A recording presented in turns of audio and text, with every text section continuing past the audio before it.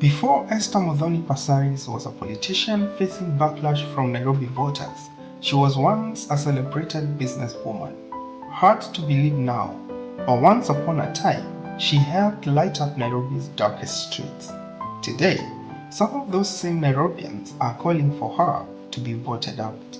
From beauty pageants and boardrooms to political battles and public fury, this is the rise and apparent fall of one of Kenya's most recognizable female politicians. Born on October 20, 1964, Esther Passaris grew up in Nairobi, the daughter of a Greek father and a Kikuyu mother. She attended Kenya High School, one of the country's most prestigious girls' schools, and quickly built a reputation as bright, bold, and ambitious. In 1991, she joined the Miss Kenya pageant and emerged as second runner-up, but she wasn't chasing modeling deals. Passaris had her eyes set on something bigger. She wanted influence, not in the media, but in the boardroom. By the early 2000s, Nairobi was facing a crisis: rising insecurity, poorly lit streets, and a city council that couldn't keep up. Through her company Adopt a Light, Passaris proposed a creative solution. Let me install streetlights in high-risk areas. In exchange, allow me to sell advertising space on the light poles. City Hall agreed. The lights went up. Streets once known for muggings were now safer. Businesses extended hours. Vendors thrived. Her model was even cited in urban safety reports by agencies like UN Habitat, and she reportedly partnered with major companies like General Electric and Philips. Passaris was hailed as one of Kenya's most effective female entrepreneurs, but success brought scrutiny. Her deal with City Hall eventually soured. She sued the city, citing breach of contract, unpaid dues, and interference. The courts would later award her damages, though implementation of that ruling dragged for years. Passaris realized something. In Kenya, if you want to protect your business, you need political power.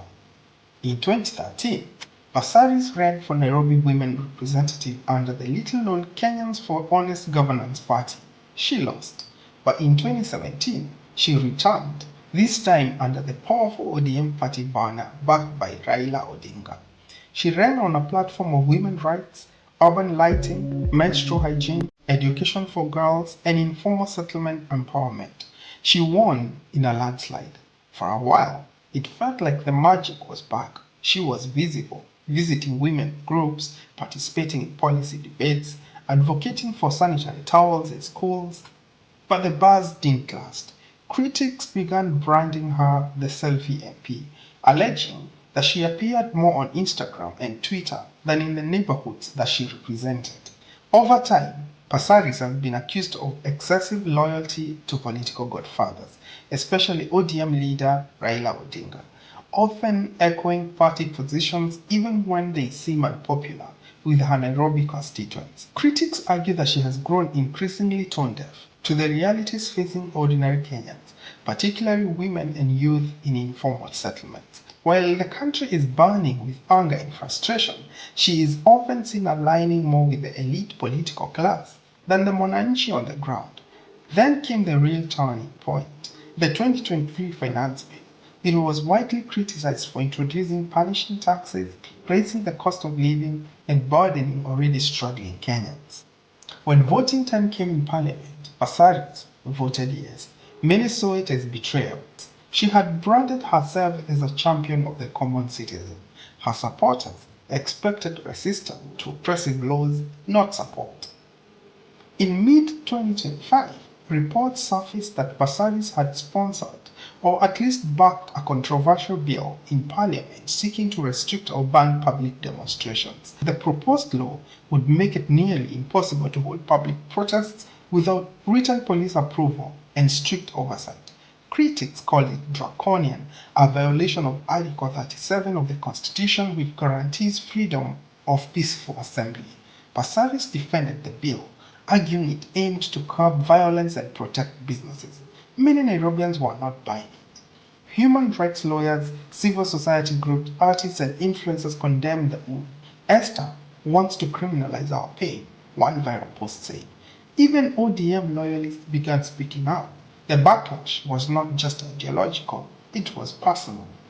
Soon after, a formal recall petition was initiated by a group of Nairobi voters, backed by legal experts and youth leaders, under Article 104 of the Constitution. Their accusations: voting contrary to public will on the finance bill, backing legislation deemed anti-constitutional, abandoning her grassroots base, being out of touch with Nairobi's everyday struggles. Signature drives kicked off in places like Mathare, Umoja, Kayole, and Gikomba. Online hashtags like Recall Passaris, Defend Article 37, Passaris must go began trending. Political analysts say if successful, Passaris could become the first MP to be recalled under Kenya's 2010 constitution.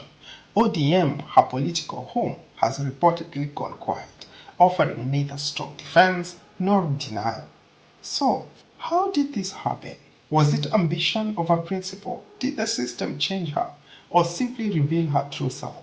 From the woman who once lit Nairobi streets to a politician accused of trying to dim the public's voice, Esther Passaris is now a cautionary tale of disconnect between power and people. Her story is no longer just about business or politics. It's about trust, betrayal, and what happens when a leader loses the plot. Esther Passaris once lit the city. Now, it's the people's fire that threatens to burn her out. Will she be recalled? Can she reinvent herself? Or is this the final chapter of her political career? Like, comment, and subscribe for more stories that go beyond headlines. Let us know in the comments, has Esther Passaris lost Nairobi for good?